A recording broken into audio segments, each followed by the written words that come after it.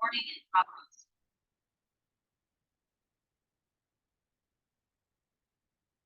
Saludos, bienvenidos a un nuevo episodio de Coloqueo ICP. En esta ocasión seguimos con nuestra programación Camino a Campechada, que será este sábado 31 de agosto y domingo 1 de septiembre. Hoy tenemos un invitado especial, tenemos al profesor, amigo Gilberto Aponte Torres, autor de la obra San Mateo de Cangrejos, Comunidad Cimarrona en Puerto Rico. Esto fue parte del proyecto de Notas para su Historia, editado por el Comité de Historia de los Pueblos en 1985 y fue parte de la colección auspiciada por el Banco Popular de Puerto Rico, que buscaba presentar y preservar el acervo histórico de los municipios de nuestra nación. Saludos, don Gilberto, ¿cómo se encuentra? Muy bien, gracias por la invitación. No, gracias a usted. Yo próximamente estaré dando una pequeña conferencia en este programa sobre este libro y para mí fue una grata sorpresa podérmelo encontrar Y que vivo en Puerto Rico no es fallecido. y que vive en Puerto Rico, porque tengo que mencionar, ¿verdad? Estamos presentando la portada de la versión traducida al inglés, que es una versión que está disponible. A los interesados en la versión en español se puede conseguir a través de las redes del internet. Usted ponga el nombre y le va a salir en PDF y la puede bajar. Y si le interesa una versión en libro o digital, la puede conseguir a través de las tiendas cibernéticas, viendo y poniendo el nombre que están viendo ahí en la pantalla. Pues nada, vamos a dar inicio a esto. Con varias preguntas. ¿Dónde nace y crece don Gilberto? Yo nací el 30 de septiembre del 56 en Guaynabo, Puerto Rico, en lo que ahora llaman esto Sabana, Los Molinos, donde Amelia. Ahí yo nací. Soy el segundo hijo de tres. Ok. De tres. ¿Y dónde realizó sus grados primarios? Me imagino que cerca de ahí, y los grados A la secundarios. entrada a la entrada para Amelia existe la escuela Luis Muñoz Rivera, que ahora hay un Golden ahí en el Redondel. Sí, sé dónde es. Pues en esa escuela yo comencé mi vida escolar y estuve como hasta el segundo, tercer grado, porque posteriormente mi madre se mudó a Barrio Obrero, donde arrastró con los tres hijos, Ok, con mi hermano Víctor, yo Gilberto y mi hermana Iris. ok. Y no, ella se estableció en lo que ahora llaman Las Margaritas, que antes era los Bravos de Boston, que era la sede del hipódromo Las Casas. Bueno, eso ya no existe ahí. Sí, en la antigua finca Ceboruco. Ok, súper. Entonces, realizó estudios universitarios. Yo terminé la escuela elemental en el Enrique Rincón Plumey, que quedaba en la esquina de la Laguna San José y Los Corosos. La escuela intermedia la hice en la Federico Asenjo del 70 al 73 y del 73 al 76 la escuela superior Albert Einstein. Y ahí en el 76 me comenzó mi vida universitaria. Comencé en el Puerto Rico Junior College, de ahí pedí un traslado para el Colegio Universitario de Calle, donde me gradué. Con un mayor en historia, un mayor en pedagogía y concentración en historia. Anterior de comenzar la entrevista, estuvimos conversando, me dijo que era atleta. Me gustaría que nos hablara un poquito porque queremos ver también el lado humano, ¿no? El lado como historiador lo vamos a ver ya pronto, pero vamos a ver esas otras facetas. Sí, a mí siempre me gustaban los deportes y en la escuela intermedia, la superior, yo salí en las obras de teatro, los maestros me reclutaban para obras de teatro, y me gustaba baloncesto y piscicampo. Sí, sí. Yo practiqué piscicampo en la escuela intermedia, en la superior, y en el Puerto Rico Junior College y en el recinto universitario de Calle, corrí en las justas interuniversitarias, que por cierto, nosotros inauguramos el sitio Escobar para los Juegos Panamericanos en 79. Sí. Así que yo tenía una faceta de estudiante atleta, lo llaman ahora. Sí, sí, súper, eso, súper Sí, interesante. conocí mucha gente en el mundo de los deportes. Antes de continuar con la faceta de historiador, experiencias laborales. Bueno, yo tenía un vecino, Fernando Morales Soto, que ya falleció. Él era pescador y era un antiguo nacionalista, y este señor tenía una memoria enciclopédica. Él, Sí, él tenía una memoria enciclopédica, y él me relataba datos con una precisión asombrosa, y conocía mucho la historia del mundo entero, y yo oía todos esos comentarios de él. Luego en las clases de historia que yo tenía formalmente en la escuela intermedia y superior, corroboraba los datos y en la universidad. Y a mí me sorprendía que con la precisión que él me narraba eventos de Cuba, de República Dominicana, de Venezuela, de Hitler, de Alemania, de Japón, de Puerto Rico, de Estados Unidos, una precisión esto. Y yo notaba que, y yo percibía que a través de la historiografía uno podía explicar fenómenos. ok, O sea, que por ejemplo, eh, yo veía que esa disciplina, la historiografía, era como te ayudaba a explicar por qué somos así ahora. Lo que somos hacia ahora no es porque surgió de la nada, eso viene de un sí, sedimento de muchos milenios sí, y sí. de muchos cambios. Lo que pasa es que los cambios son lentos, a menos que sea una revolución o un cambio drástico. Y los cambios se van dando, los cambios pueden tardar cientos de años, miles de años. Esto, el ejemplo está que cuando San Mateo de Cangrejo lo suprimieron, la gente que se acordaban de ese pueblo fueron falleciendo y se fue la memoria con ellos. Y lo que quedaban eran residuos de estos documentos esparcidos por ciertas partes en Puerto Rico. Y la gente, según fue pasando el tiempo, la gente perdió la memoria de ese pueblo. Ok, ok. Me perdió la memoria. Ah, antes de No se hablaba de ah, San Mateo de Cangrejero, se hablaba de Santurce Cangrejero en béisbol y en pelota, pero ok, la gente no asociaba esos nombres con un antiguo pueblo, porque la gente que se acordaba de ese dato habían fallecido. habían fallecido, sí, O sí. sea que con el fallecimiento se va pues parte de la memoria histórica y parte de la historia oral de la gente que en su momento vivió un periodo de la historia de la isla. Ok, ok.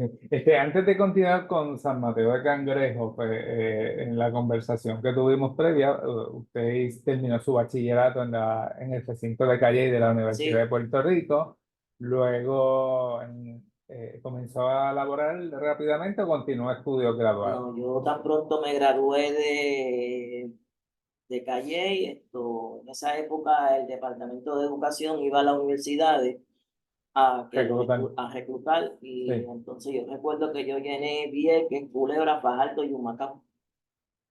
Y después me enteré que yo originalmente iba para Culebra, pero el superintendente de Vieques me bloqueó en Vieques, porque hacía falta uno en Vieques y dejó a los de Culebra arrollados.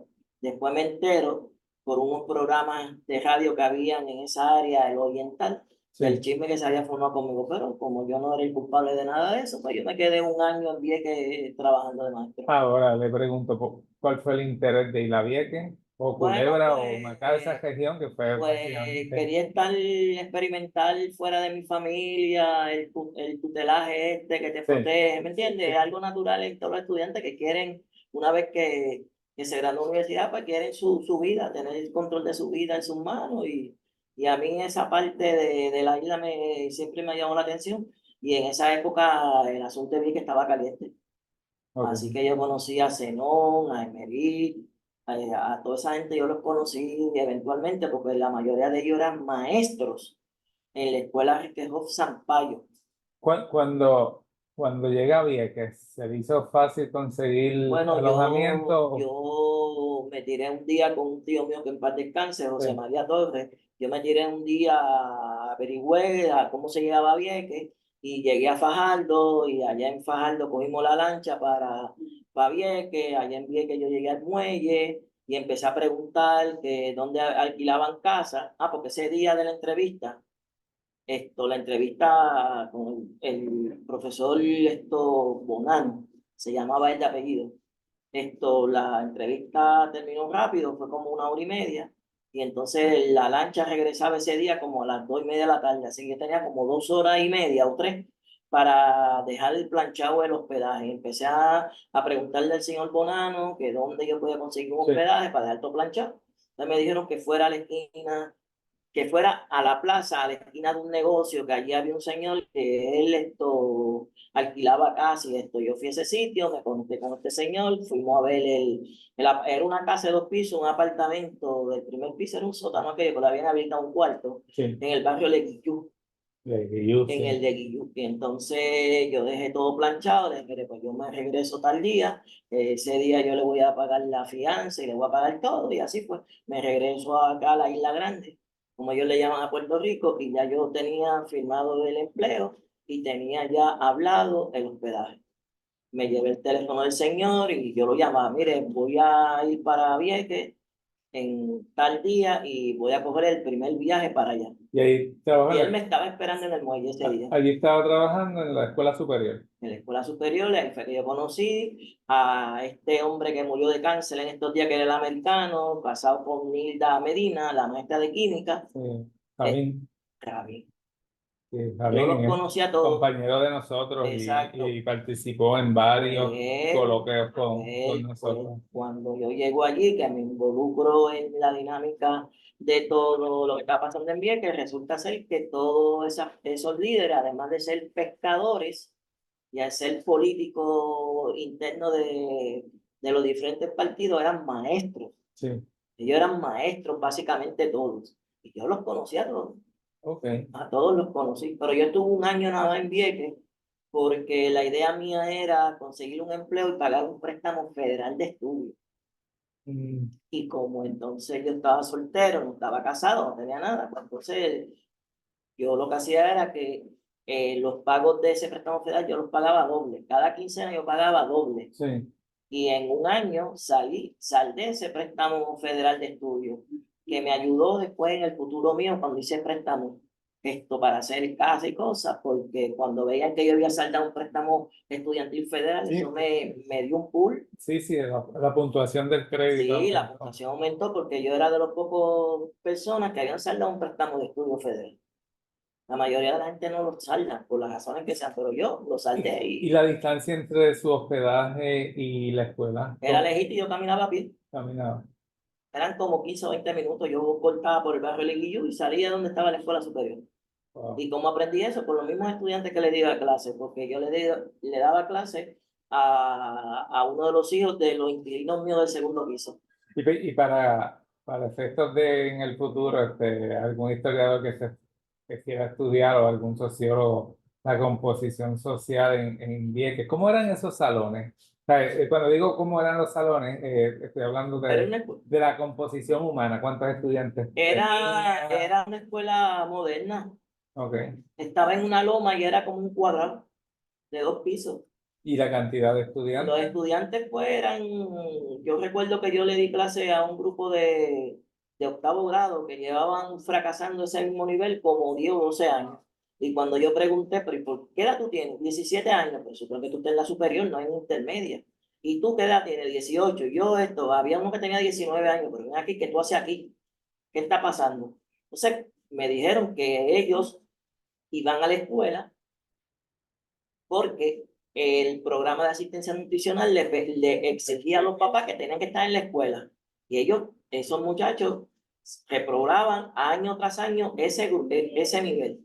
Y entonces yo, ante el desespero de cómo los podía ayudar, me regreso un viernes acá a Isla Grande, a Puerto Rico, y un sábado voy a la librería de Río Piedra a comprar libros de educación mental, ¿cómo es? De educación especial. Sí, Los leí y traté de ayudar, pero nada, el asunto es que ellos estaban allí haciendo almacén de estudiantes, desayuno y almuerzo por la cuestión del programa de asistencia nutricional. Y nada, terminaron fracasando, yo se dio repetir el examen 2 y 3 veces y no, sí. y había uno que iba fumado Wow. y fumaba y cortaban clases, así que pues nada, no sé qué ha pasado ahora, Pues pero esa fue mi realidad en Vieques. sí, sí. Pues vamos a regresar a San Mateo de Cangrejo. ¿Por qué se interesó en escribir San Mateo de Cangrejo. Yo te dije que yo nací en Guaynabo en el 56. Mi mamá se mudó para Barrio Obrero como para el 69 o 70 por ahí. Y yo oír de unos nombres extraños como Ceboruco, como Cangrejo, Chícharo, Barriada de Figueroa, El Palmar, Cangrejo arriba, Cangrejo, pero yo no le daba ninguna importancia porque en esa época yo no tenía la madurez intelectual y académica que uno va desarrollando a través del tiempo. Sí. Yo era que oía esos comentarios, esas palabras y esas frases de mi mamá y de los vecinos y de este señor que era pescador, que era nacionalista, que hablaba mucho conmigo y yo entablé con él una grata amistad. Y no es hasta que yo comencé a hacer la maestría en la Universidad de Puerto Rico que ya uno tiene más madurez, que uno Sí. tiene más intereses académicos, intelectuales, que uno tiene otra perspectiva así de enfocarte en lo que te agrada, lo que te gusta, y vas madurando. Esto es un proceso de maduración, esto no se le da noche a la mañana. Y cuando comencé a estudiar la maestría en la Universidad de Puerto Rico, pues ahí surgieron estas inquietudes, había que hacer tesina, había que hacer monografía, había que hacer investigaciones breves y presentarla a los diferentes cursos, a los diferentes profesores, y entonces uno se va relacionando con las diferentes fuentes que hay en Puerto Rico, fuentes primarias, fuentes impresas, fuentes secundarias, la historia oral. Sí. Yo recuerdo que lo que abrió la puerta fue que a mí me dio con entrevistar vecinos de lo que ahora es Las Margaritas, que antes se llamaban los Bravos de Boston, Sí. lo que era la antigua finca Ceboruco, que era la sede del hipódromo Las Casas. Porque en Puerto Rico llegaron a coexistir tres hipódromos simultáneamente que corrían por temporada: Las Casas, Quintana y Las Monjas. Sí. Pero mi mamá se mudó a donde había operado el hipódromo Las Casas. ¿Y qué pasa? Que en esa época yo me mudé para el 60, el hipódromo Las Casas había desaparecido, o sea, lo habían trasladado para el comandante en Carolina hacía como algunos 10 años, para el 50 y pico. Sí. Pero allí quedaban las ruinas de ese antiguo hipódromo, y no solamente quedaban las ruinas, quedaba gente viviendo que habían trabajado en el hipódromo, habían sido jinetes, habían sido mozos, habían sido guerreros, Sí. y eran gente ya de 60, 70 años que habían vivido esa parte de la historia de esa antigua finca. Y yo hacía amistad con ellos me hablaban de camarero, y me hablaban de Mateo Mato, y me hablaban de me hablaban de lo otro, de los dueños de caballos, de esto. Y entonces todo eso como que me iba a mí creando toda una expectativas Sí. mentales, y me dio con hacer para uno de los cursos de Fernando Picó, entrevistar a esa gente. Yo hice un formulario, nombre, fecha de nacimiento, dónde naciste, tu papá, tu mamá. Sí. Entonces hice como aproximadamente como 50 o 60 entrevistas a diferentes vecinos, y cuando yo tabulé toda esa información, pues la información fue enriquecedora. Más de la mitad de la población no eran originarios de Santurce, eran de otros pueblos de la isla. Las fechas que habían comenzado a emigrar para acá, para la zona, lo que ahora llamamos la zona metropolitana, Sí. los hijos. Pero la curiosidad fue que, como eran gente mayor de edad, empezaron a fallecer. Y en las reuniones que teníamos de estos grupos de historiadores en la universidad, pues yo decía: chicos, se me murió otro. Y el asunto es que me cogieron de vacilón y me regalaron una medalla de grabación conmemorando el enredo de Richard Nixon, que fue por la grabadora que tuvo Sí. la grabación, Igual tuvo que renunciar, sí, se enredó, y entonces pues montaron ese vacilón. Pero eran gente mayor de edad, de 70, 80 años, que habían vivido una parte de la historia de Puerto Rico que no había vivido. Yo dependía de las fuentes impresas o fuentes históricas o la historia oral. Okay. Y era una parte de la historia que no estaba en los libros, Y obviamente. entonces, obviamente, esto es una parte por ejemplo, los hipódromos no aparecen en la historia de los libros de Puerto Rico. Usted busca un libro de historia de Puerto Rico de cualquier autor y no te habla de los hipódromos. y no te habla de los cuarteles, no te habla de nada de eso, y si te mencionaran algo, es algo esporádico, tú sabes. Yo me enteré ya a los 66 años, a los 67 años que tengo ahora, que Bochán y Elías Bochán y el otro, Héctor Rosado, están enterrados en Villa Palmera. Yo no sabía que estaban enterrados allá, y son vecinos míos ahí al lado. Y con las excursiones que hace Jaime Pérez de todos los sábados ir al cementerio, pues descubrieron las tumbas, las lavaron, las pintaron, pusieron las banderas de Puerto Rico y tengo entendido que los cuerpos de ellos están todavía en las tumbas. O sea que las tumbas no están vacías, están allí solcados, como es la ataúd con los cadáveres allá adentro. Wow, Para interesante. darte eso. Mira, en el libro se menciona que tú al momento de escribirlo eras estudiante de maestría. Sí, ¿Cómo fue ese proceso de selección? ¿Quién te recomendó? Cuéntanos esa historia porque me bueno. parece bien interesante. Bueno, lo que ocurre es que como yo estaba entrevistando a todos esos vecinos del antiguo hipódromo Las Casas, pues ellos sacaban los nombres originales.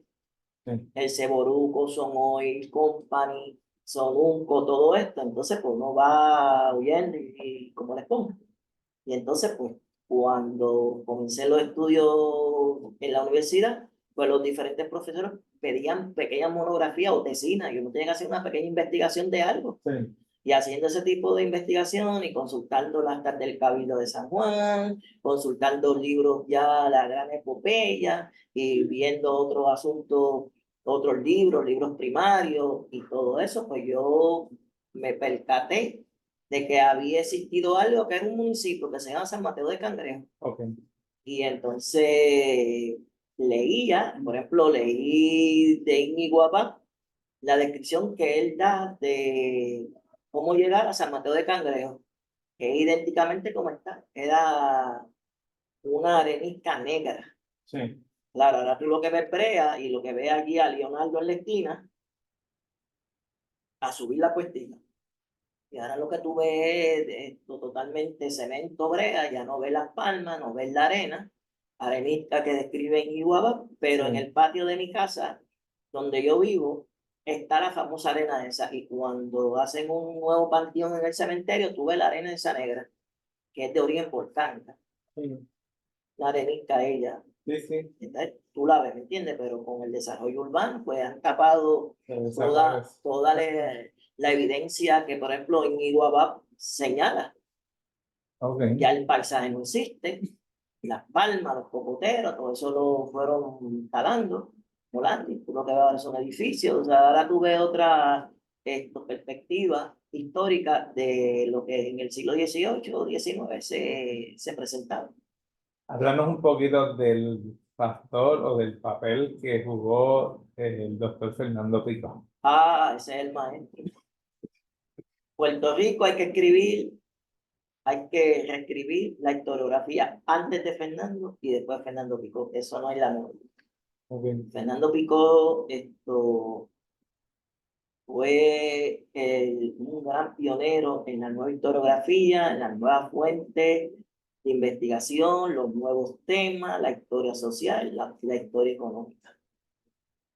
No podemos entender el desarrollo político de un país cultural si no vemos la base material, la base económica que se creó y esa base económica qué sistema social creó. O sea, no podemos estudiar las instituciones en un vacío, porque a quién responde esa institución o a quiénes. ¿Entiendes? Entonces, se nos enseñó, se nos adiestró, se nos planteó, esto, eh, que hay que ver la investigación histórica desde el punto de vista de un método científico. O sea, ¿qué es lo que tú quieres investigar? ¿Qué es lo que tú quieres plantear?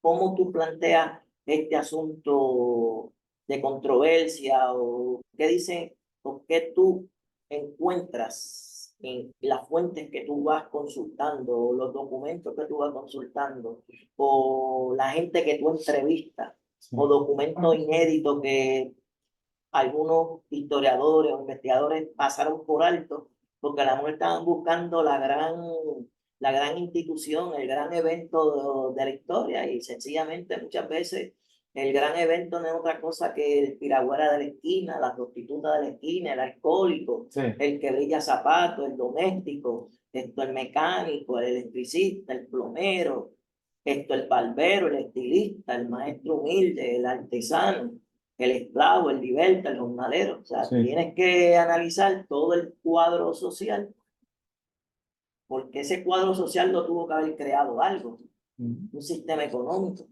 ¿Por qué creó ese sistema económico? ¿Me entiendes? ¿Cómo fue esto? sí, Todo el mundo se acomodó en ese sistema económico. O sea, si tú analizas un sector, si tú analizas, por ejemplo, los comerciantes, o tú analizas a los comerciantes, o tú analizas esto a los esclavos nada más, o tú analizas nada más a los jornaleros, o tú analizas nada más a los pequeños propietarios, o tú analizas nada más que a los que no tienen nada, pues pues tú puedes presentar un enfoque de esa, pero no tienes la perspectiva completa y lo que se nos enseñaba era que había que tratar de ver el panorama, el abanico completo de la situación y nada mejor que eso, que la microhistoria.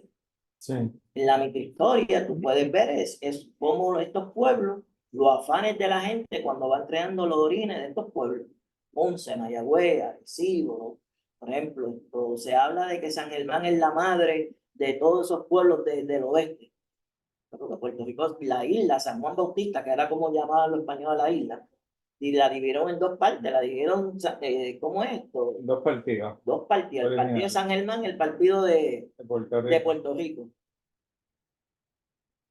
Entonces, cómo a través del tiempo, el siglo XVI, XVII, todos estos barrios, todas estas comunidades que se van creando nuevos intereses, que a la larga, pues van subiendo toda esta retragila de municipios que tenemos ahora, 78. O sea, esos 78. 78 pueblos no surgen de la nada. Eso, mira, un afán que hubo, que ocurrió entre los ganaderos, entre los grandes ateros, entre los propietarios, ¿me entiendes? Cómo querían separarse de este barrio, querían. Entonces, eso es una dinámica que se da y y las publicaciones del Banco Popular ayudaron a presentar cómo cada pueblo se fue separando, constituyendo de un cabildo, un ayuntamiento, porque tenían unos intereses que defender, o se encontraban que aquel no defendía sus intereses, o los ganaderos se veían que no, que el atero, el dueño de terrenos, no defendía sus intereses, o los grandes comerciantes veían que los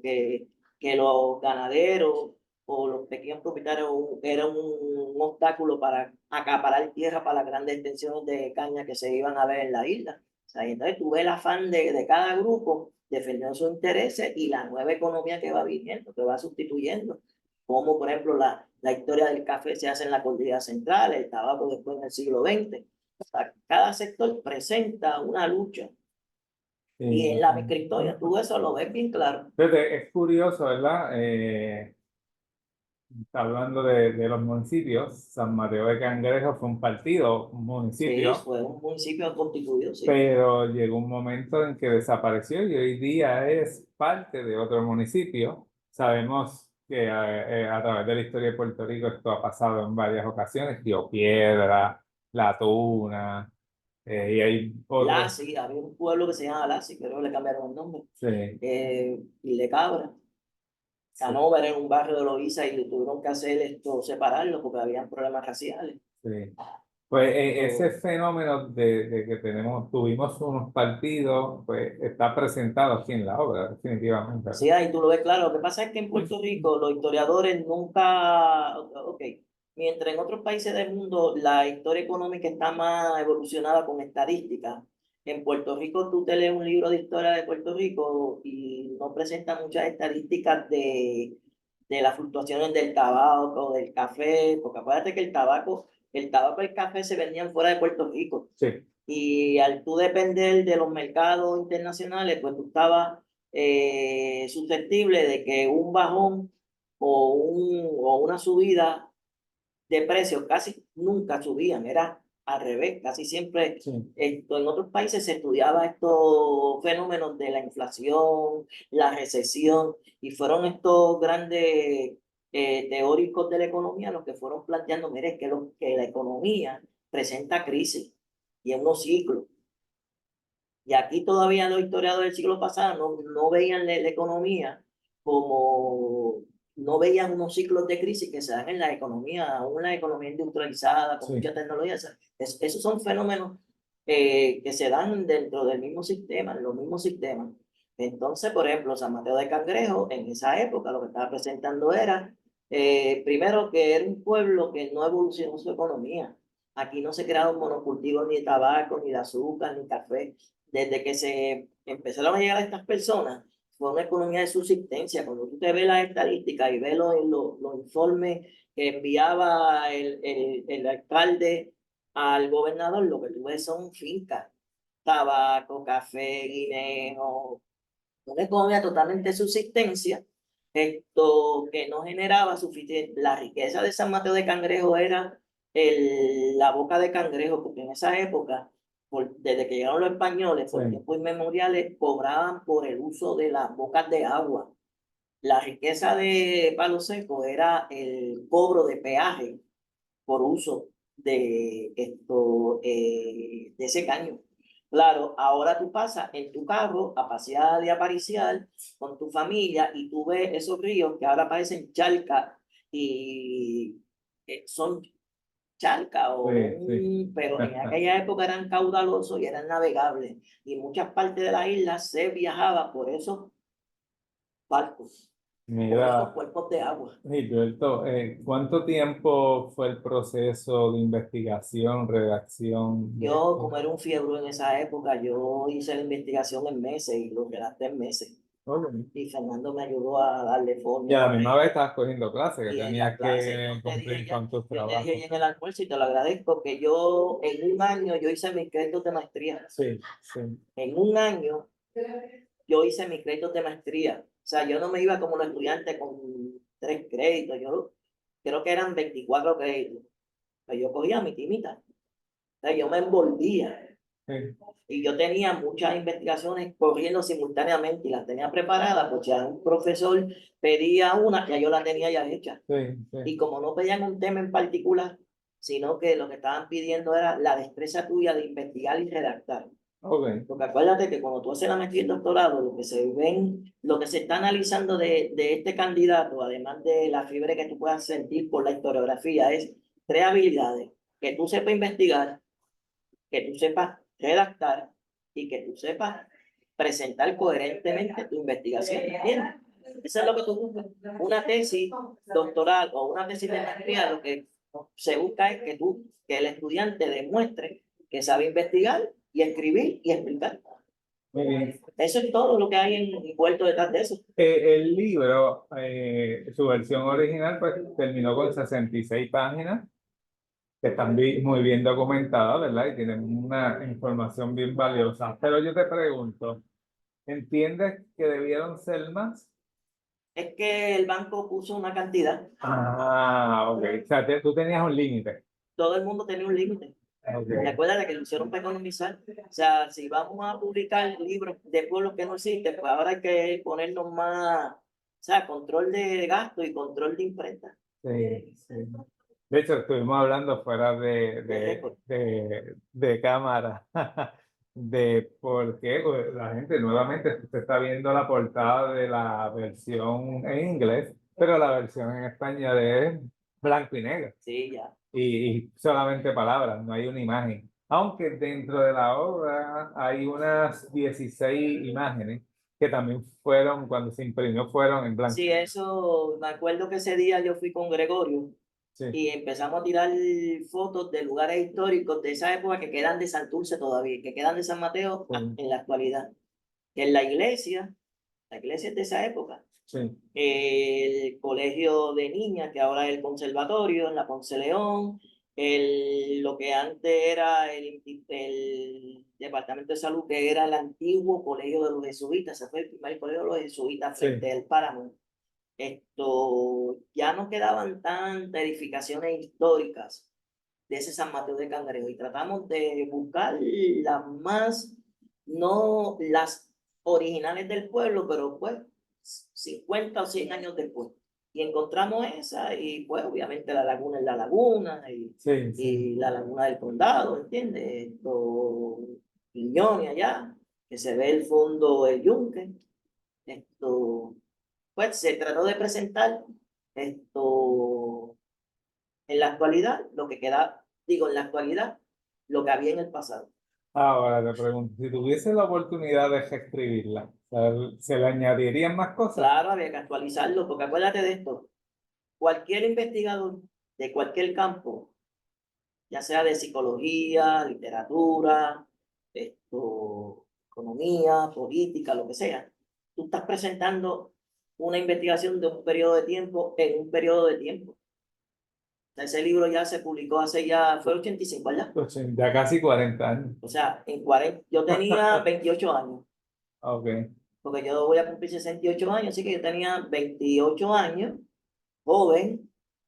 Todavía no me había casado, todavía no había procreado hijos, yo estaba trabajando, estudiando con la fiebre de investigar, y estaba en ese mundo intelectual de la historiografía, el quinto centenario de Puerto Rico, el centenario del Banco Popular, que había mucha ebullición, ¿me entiendes? Y sí, uno sí. estaba envuelto en todo eso, estaba la humanidad, estaba Ceré con Chico García, estaba Guillermo Baral con Esclavos Rebeldes, había mucha efervescencia cultural y había un ambiente muy movido en Puerto Rico en esa época y los profesores de esa época se habían conjugado con los profesores de los años 40, 50 y 60, se conocieron Sí.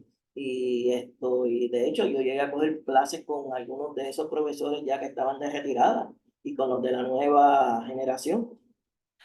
Y entonces sí, los libros, cuando tú publicas un libro, representan una época, Sí, un momento. o un momento, No, representa dos momentos. Representa el momento que tú estás presentando y en el momento que tú lo presentas, sí, es cuando lo publicas. sí, Porque obviamente, no, yo si fuera a reescribir ese libro, dejaría más o menos lo que hay, pero yo lo actualizaría. Yo actualizo, porque han pasado 40 años. sí. Y 40 años en historia, la gente puede verlo corto, pero es mucho. Por ejemplo, ahora yo hablaría de la inmigración de los dominicanos, que sigue el cimarronaje, Sí, la sustitución de población de Santurce, el condado, o sea, habría que actualizarlo. Pero como nadie se me ha acercado y yo de verdad que estoy medio retirado, como te sí. expliqué, pues tú sabes, pero como yo dije en una charla, yo presenté una investigación en el 85 que hablaba de 250 años.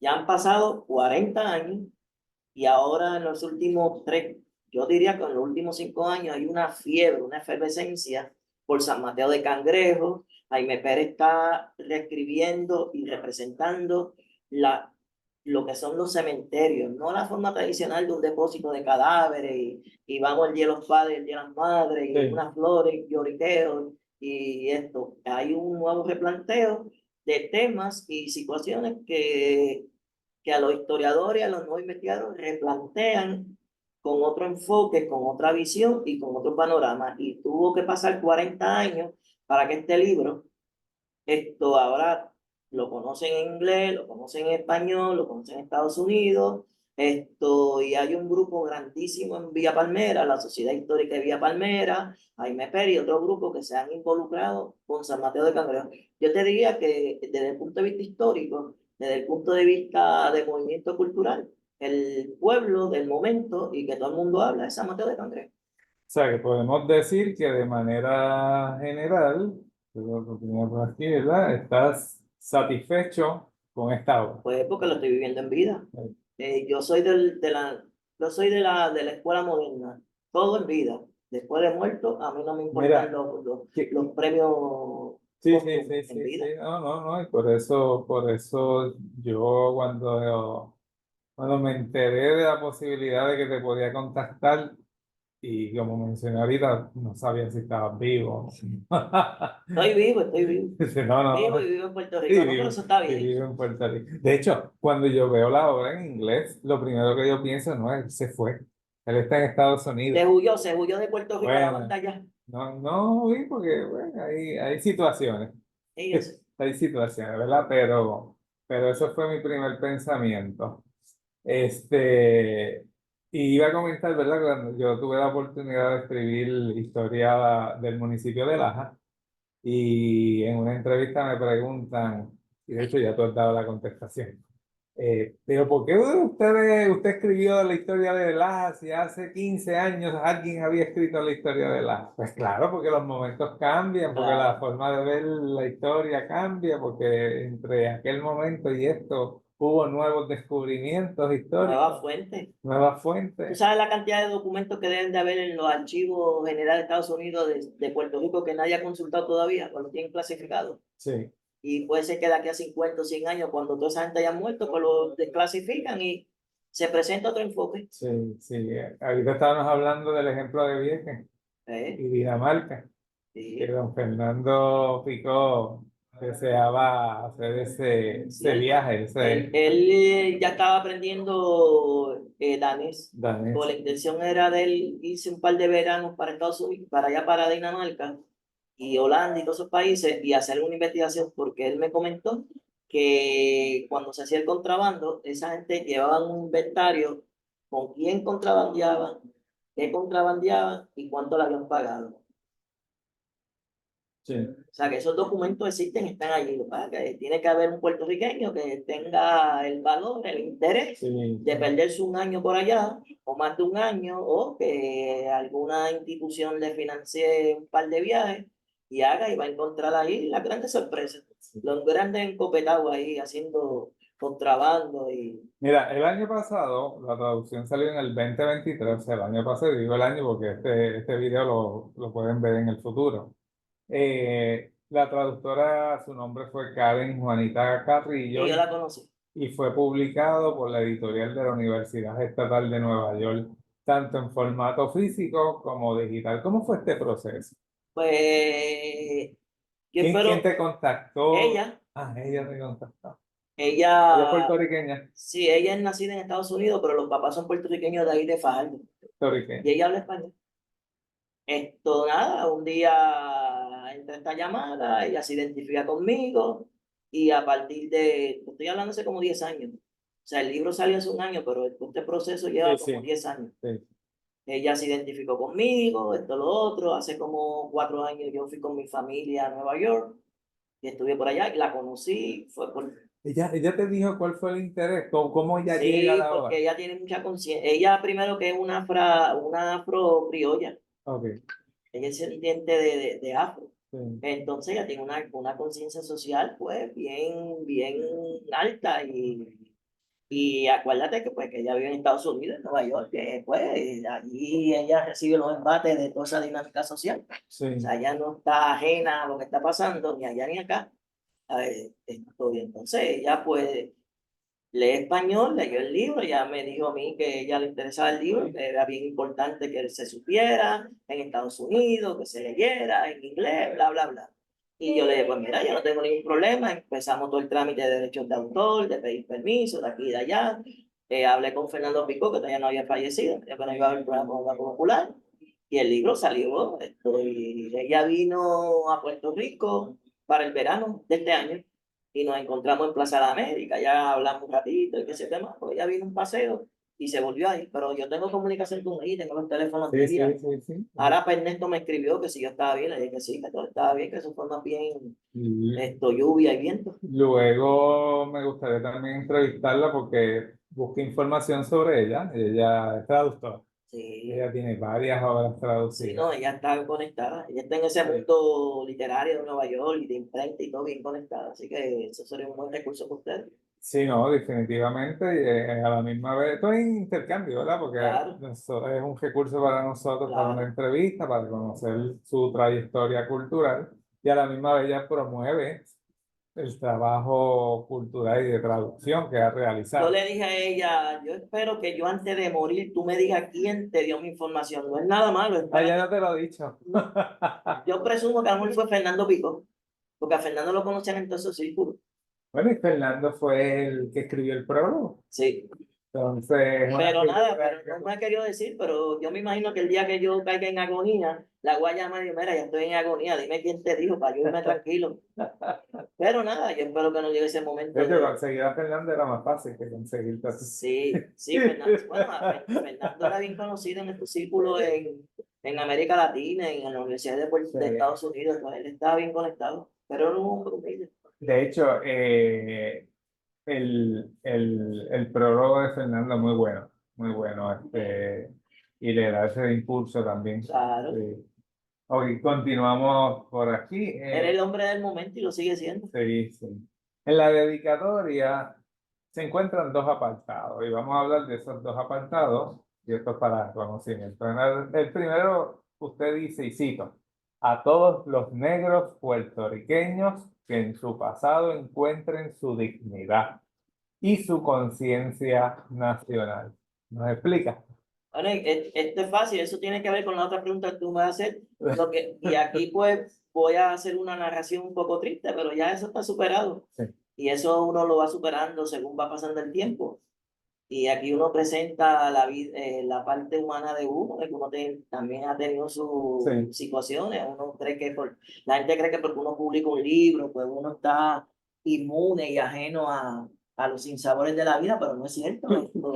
Y perdón, que tú tienes la copia que te di de mi escrito, el que... Ok, es que de ahí voy a citar algo y... Lo que ocurre es que el padre, mi abuelo paterno, Sí. era negro. Confesor Aponte era un hombre negro. Ahora ponte, esa es la segunda parte de Exacto, la es que dedicatoria. tengo que explicar. Sí, El abuelo era negro, sí. retinto, y la nariz que yo tengo es la de él. Ok, Abuelo era un puntaquinte de la raíz, era un negro de ahí de Gurabo, de la carretera vieja de Trujillo Alto a Gurabo. El sector Aponte, ahí se criaron ellos. Este señor se casa con una señora blanca que eran del barrio, así que este negro y esta mujer blanca se casan, procrearon 7 hijos, 4 varones y 3 hembras.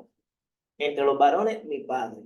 Ya los hijos no nacían ni negros ni blancos. Empezaron a la genética funcional y a salir todos trigueñitos, con la nariz, unos más blanqueaditos, unos menos blanqueaditos, con el pelo malo, o grifo, como le llamaban, o el pelo medio enrizado. Pero ya con mi abuelo, el color negro desapareció. Entonces, yo recuerdo haber visto fotos de mis abuelos paternos, de ambos, sí. en blanco y negro, y yo solamente veía la parte blanca de mi papá, de ese abuelo mío. Ok, Veía a mi abuela toda vestida de blanco, después me entero que ellos fueron de los fundadores de la congregación Mita, que vestían de blanco. ok. Ellos fueron de los pioneros de esa congregación. O sea, mi abuelo se veía la camisa blanca y los pantalones y las manos y la cabeza negra, pero yo no entendía eso, ¿me entiendes? Sí. Era un niño, no sabía que eran fotos blanco y negro. Después al tiempo uno va adquiriendo conciencia y uno pues va visualizando todo eso. ¿Qué pasa? Mi padre tenía un problema de alcoholismo y cada vez que llegaba borracho a mi casa, él había procreado 3 hijos con mi mamá. El Sí. mayor que falleció que era blanco, yo era el trigueño y mi hermana que está viva todavía, que es blanca. Pues él llegaba borracho y decía que yo no era hijo de él. Yo me acuerdo que una noche llegó a Jumao, borracho como tuerca, y mi mamá me sacó por la cocina para que yo me fuera a vivir a la casa de la mamá de mi mamá. Allá a la 1 de la mañana me recibieron todo eso. Pero fíjate, esa no es la historia triste, porque ya eso está superado. Sí. Eso es un dato que yo tengo y lo recuerdo. Pero yo lo que me pregunto es si mi padre no vio el color que era su papá, que era un negro. Sí, entiendo. Porque si tú tienes conciencia y tú a través del tiempo adquieres conciencia y notas que tu papá es blanco y tu mamá es negra o los dos son trigueños, porque tú tienes que desarrollar una actitud racista hacia tus hijos cuando tú sabes que no hay infidelidad. Y mi papá llegó a la universidad, que yo creo que en la clase de biología debió haber cogido alguna clase de genética. Sí. Y si tú conoces un poco la genética, pues estos tintes en el cruce racial que ha ocurrido en el Caribe y en el planeta que está ocurriendo, se puede dar. Y no tiene que ser necesario infidelidad. de parte de tu Mira, pareja. en varias instancias del libro, pues se demuestra los prejuicios raciales que existía, por ejemplo, desde la capital hacia Claro. Cangrejo. El octavo capítulo a mí me fascinó y de hecho se titula Los cangrejeros vistos desde San Juan.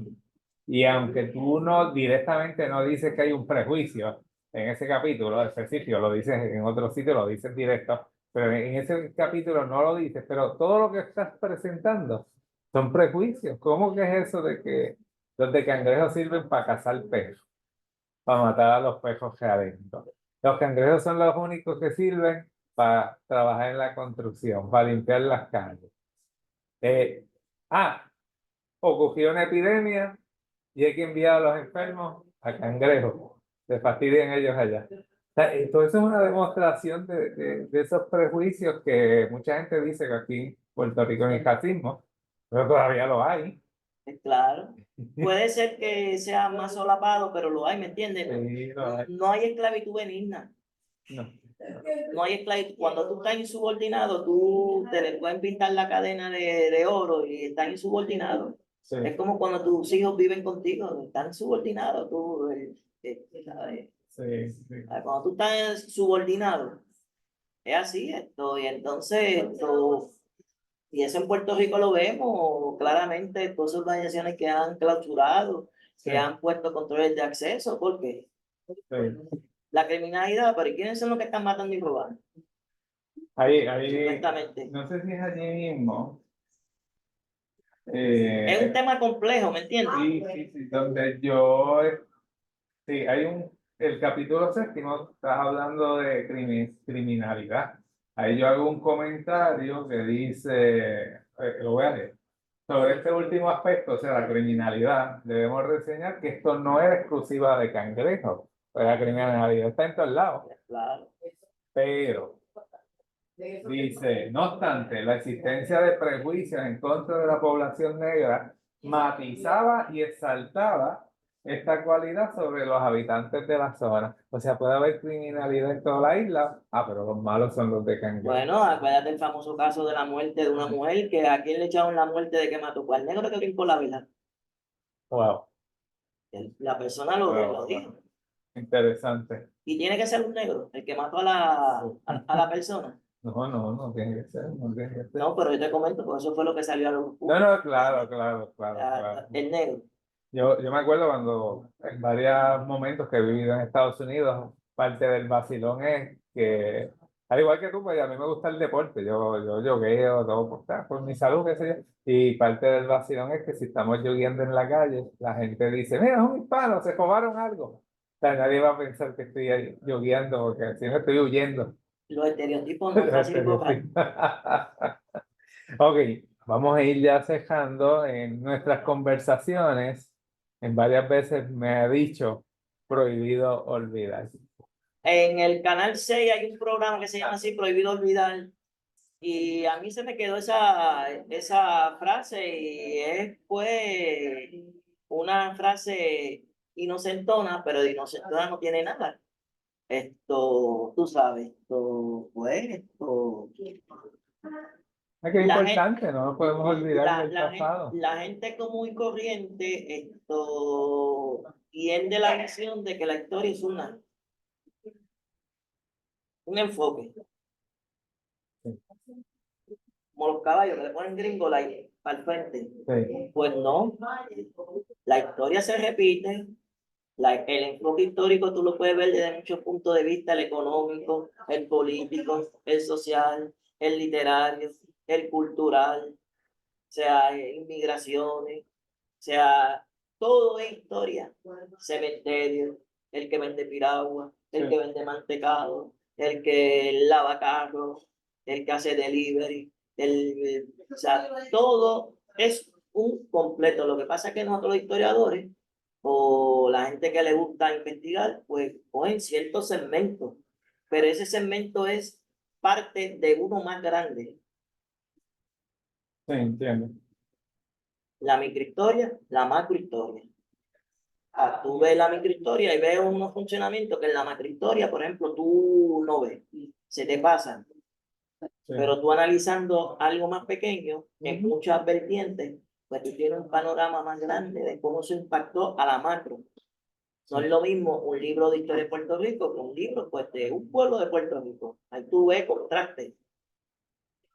Porque en un enfoque de un libro de historia de general de Puerto Rico es un enfoque macro. Tú coges cosas generales que en teoría impactaron a la totalidad de la población, pero no siempre eso es así. Porque cada sector, cada hecho lo impacta de forma diferente. Sí. Pues nada, Gilberto, gracias por aceptar esta invitación. Y gracias a ti, te hago la invitación para cuando quieras otras vertientes, otra charla, otro enfoque y hablar de otro ángulo, pues a las órdenes, porque hay mucho que hablar, pero estoy agradecido de que los muchachos estén haciendo un trabajo encomiable en San Mateo de Cangrejo, en el cementerio. Que un libro después que se publicó de 40 años tenga un fervor ahora y una fiebre que no pensaba yo en el caso de mi vida iba a pasarla bien y la estoy pasando bien y la disfruto bien, de verdad que sí. El año pasado Estoy cosechando lo que sembré. sí se tradujo y este año Sí, con no, Campechada le sí. dedicamos dos programas al libro, uno para el libro per se, que va a ser mi conferencia, y otra tu Y entrevista. no, y cuando tú quieras me llamas y un sábado, un domingo van allá y me entregas otra entrevista, otras inquietudes o algo así, y se habla de otro enfoque. Pues nada, gracias un millón. Y Pablo, vamos para adelante, prohibido olvidar.